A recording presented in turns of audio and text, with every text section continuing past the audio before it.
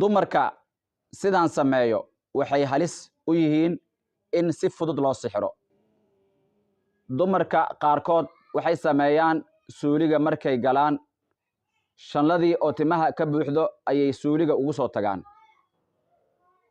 waa halis haddii musqushaas qof cadowgaaga ah uu galo, waxaa u fududaanayso in timahaagii, taakadaadii, dharkaagii oo aad xiranaysay oo aad soo bedeshay inuu si sahal intuu usoo qaato usoo qarsado, kadibna sixiroolihii ula tago, sidaas sixirkii uu kugu soo sameeyo oo adigana markaasi aad noqoto qof sixran oo la sixray.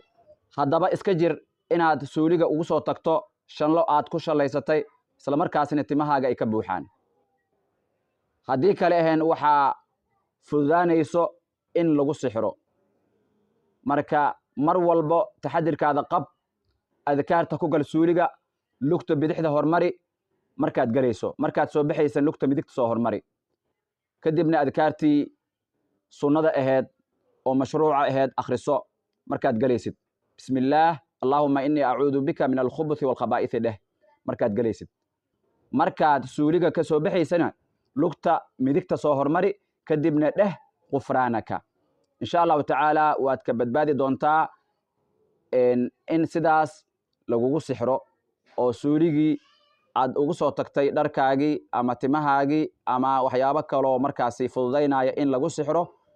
adkaartaas ayuu ilaahay subxaana wa tacaala kaaga xijaabi doonaa. marka insha allahu tacaala taladaas qaado, dardaarankaas qaado, adkaartana ku dhaqan. insha allahu tacaala taxadirkaadana qab.